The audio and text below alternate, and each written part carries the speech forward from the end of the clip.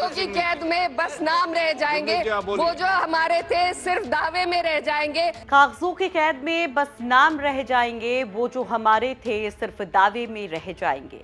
कल वक्फ संशोधन बिल पर जब लोकसभा में चर्चा हो रही थी तो एक महिला सांसद ने जब ये लाइनें पढ़ी तो मानो कि पूरा सदन तालियों से गूंज उठा।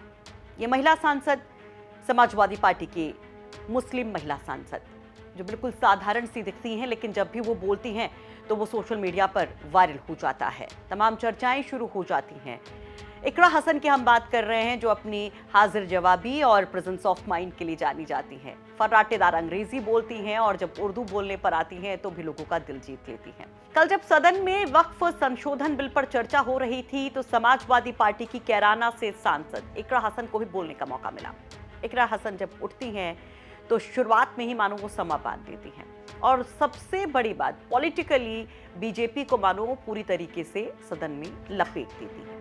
दरअसल वक्फ संशोधन बिल का जो सबसे एक बड़ा पॉइंट माना जा रहा है, जिसे बीजेपी के नेता बड़े चौड़े होकर कह रहे हैं, वो मुस्लिम महिलाओं से उसको जोड़ रहे हैं कि दरअसल ये जो वक्फ संशोधन बिल है, इसमें मुस्लिम महिलाओं के हक हकूक की बात कही जा रही है, उनको उस बोर्ड में शामिल करने की बात कही जा रही है जो पहले नहीं था। ट्रिपल तलाक के बाद ये एक बड़ा कदम मुस्लिम महिलाओं के फेवर में मोदी सरकार ले रही है।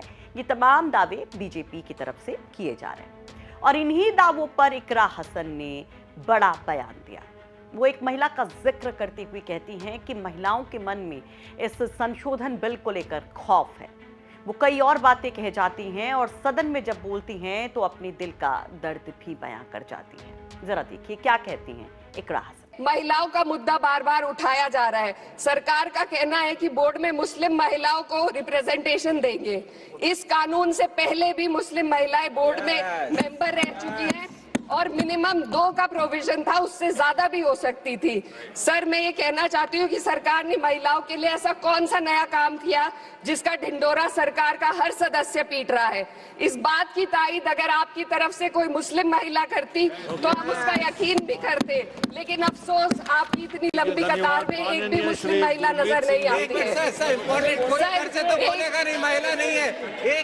मैं खुद एक मुस्लिम महिला हूँ, मैं सिर्फ एक सर मैं माइनॉरिटी महिला हूँ। इस सदन में हम सिर्फ 2 महिलाएं हैं और उस नाते से मैं ये बात कहना चाहती हूँ कि इस बिल के माध्यम से मुस्लिम महिलाओं को कुछ नहीं मिल रहा है। ये हमें कुछ नहीं देना चाहते, सिर्फ टोकनिज्म हमारे नाम पर बनाकर एक नैरेटिव मीडिया में चलाना चाहते हैं। तो ये बिल मुसलमान की भलाई का नहीं, उनकी पहचान को मिटाने का है। सर, अंत में मैं बस यही कहना चाहती हूँ कि कागजों की कैद में बस नाम रह जाएंगे, वो जो हमारे थे सिर्फ दावे में रह जाएंगे। इस बिल के द्वारा मीठी ईद के जायके को कड़वा करना, यही असली सौगाते मोदी था। तो इकरा हसन कहती हैं सीधे सीधे कि सिर्फ 2 मुस्लिम महिला सांसद उनको यहाँ पर नजर आती हैं। बीजेपी जो खुद को मुस्लिम महिलाओं की हितैषी बताती है, उस पर वो सवाल उठाती हैं। कहते हैं कि आपके सांसदों की इतनी लंबी कतार में कोई मुस्लिम महिला सांसद क्यों नहीं दिखती।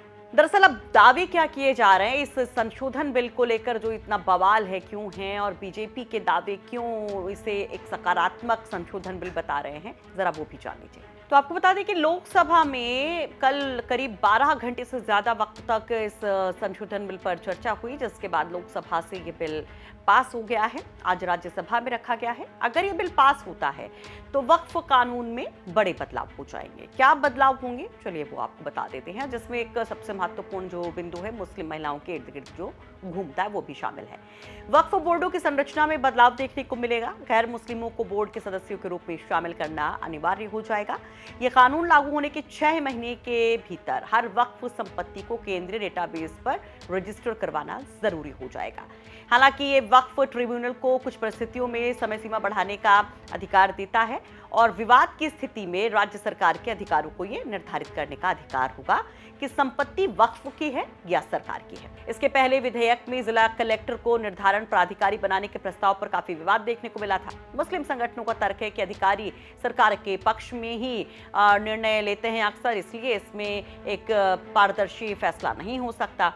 संशोधन विधेयक के मुताबिक अब दान में मिली संपत्ति ही वक्फ की होगी। वक्फ बोर्ड में 2 महिलाओं के साथ दूसरे धर्म से जुड़े 2 लोग शामिल हो सकेंगे। जमीन पर दावा करने वाला अपील कर सकेगा ट्रिब्यूनल, रेवेन्यू कोर्ट में, और अगर जरूरत पड़े तो सिविल कोर्ट या हाई कोर्ट में भी अपील की जा सकती है। ट्रिब्यूनल के फैसले को चुनौती दी जा सकती है। तो ये तमाम हेरफेर है। इस संशोधन के जरिए बदलाव की बात कही जा रही है, जिस पर विपक्ष कह रहा है कि दरअसल ये वक्फ की संपत्ति को, जमीन को हड़पने की साजिश है, ये मुस्लिमों के खिलाफ एक बड़ी साजिश है। इकरा हसन भी इसी सूरत हाल में बोलती दिखाई दी। इकरा हसन की अगर हम बात करें तो 2024 के चुनाव में वो कैराना से समाजवादी पार्टी की टिकट पर जीत कर आई। एक पॉलिटिकल फैमिली से वो बिलोंग करती हैं। उनके पिता मुन्नवर हसन और उनकी मां तबस्सुम हसन एक बड़े पॉलिटिशियंस में गिने जाते हैं। पश्चिमी उत्तर प्रदेश में उनका खानदान गिना जाता है। उनके भाई जो हैं वो भी समाजवादी पार्टी के विधायक हैं। और इकरा हसन की अगर बात की जाए एजुकेशन की, तो वो काफ़ी पढ़ी लिखी, लंदन से उन्होंने पोस्ट ग्रेजुएशन अपना किया था, लेकिन अपनी सादगी, अपनी सौम्यता के लिए भी वो खासी पसंद लोगों के बीच में की जाती है। इकरा हसन ने महिलाओं का इशू जिस तरीके से उठाया सदन में, उस पर आप क्या कहेंगे? कमेंट बॉक्स में अपनी राय जरूर रखिए।